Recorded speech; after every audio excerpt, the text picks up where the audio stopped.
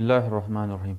د افغانستان د اشغال په مهال هغه بالونه چې په افغانستان کې د کابل په شمول په ځینو نورو ولایتونو کې هم نصب شوي وو، د هغې بالونو دنده څه وه او په افغانستان کې د کوم هدف لپاره نصب شوي وو. راځئ دغه ویډیو کې دغه او دغه کوم نورې پوښتنو ته ځواب ورکړو.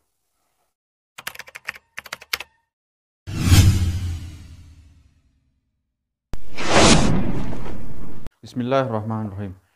ځینو به ویل چې دغه چې دي یو پرمختللې کمرې پکې نصب شوي دي، خو که فکر وکړو دا هغه غلطه خبره وه، ځکه چې که چیرې پرمختللې کمرې پکې نصب شوي وای نو په هغه وخت کې افغان مجاهدینو په کابل کې د CIA په دفتر باندې برید وکړ، او ځینې به ویل چې په دې کې د رادار سیستم دی. که فکر وکړو د رادار سیستم هم نه دی، ځکه چې په نورو هېوادونو کې دغه رقم بالون نه دی نصب شوی. خو اصل کې مقصد بل څه و او دغه د کوم بل هدف لپاره نصب شوی و. دغه د لومړي ځل لپاره یو امریکایي رایټن ټي کام په نوم په 1998 کال کې جوړ شو.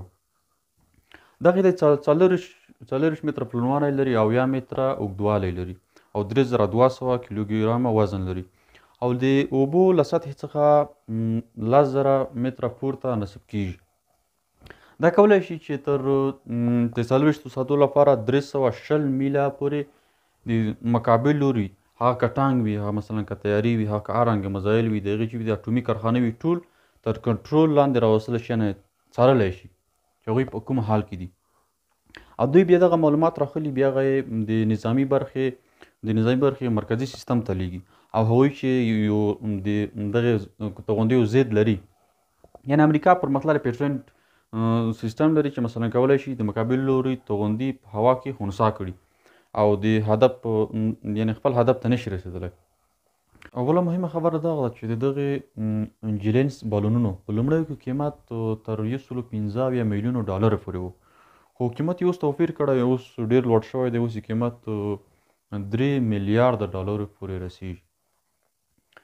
دا دومره پرمختللی سیستم لري چې یعنې بیخي د انسان عقل حیرانوي، او په دغه کې ماډل دي، مثلا ځینې دومره لوړ دي چې مثلا تر 320 میلیون نه زیات ساحه تر کنټرول لاندې راوستلی شي، یعنې هغې که ټانک وي، مثلا که تیاره وي، مثلا که کوم توغندی وي، اټومي کارخانې ټول تر نظر لاندې تر څارنې لاندې نیولی شي.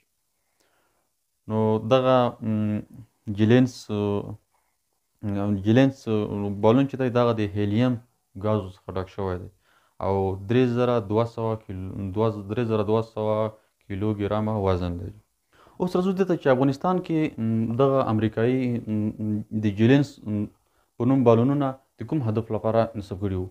په افغانستان کې دغه جیلینس په نوم بالونه چې وو دا د لکه چین، روسیه او شمالي کوریا چې د امریکا خاص دښمنان دي د دې لپاره نصب شوي وو.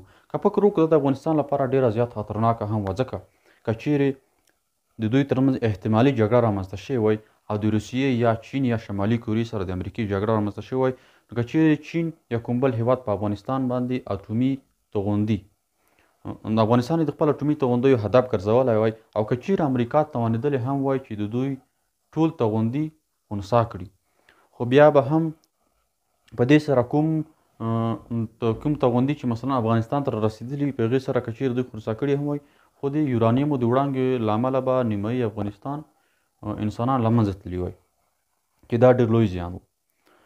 او بله ده چې د افغانستان کې دغه امریکا دغه لوی د توغندیو ضد دغه په کوم ځای کې پټ کړي وو.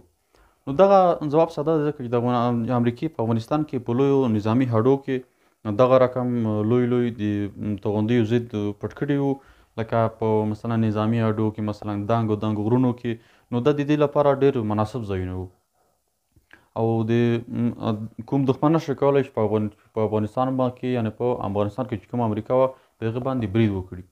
نو دغه وو هغه لاملونه چې مثلا هغه لاملونه وو چې په افغانستان کې امریکې دغه جیلینس په نوم بالون نصب کړی و.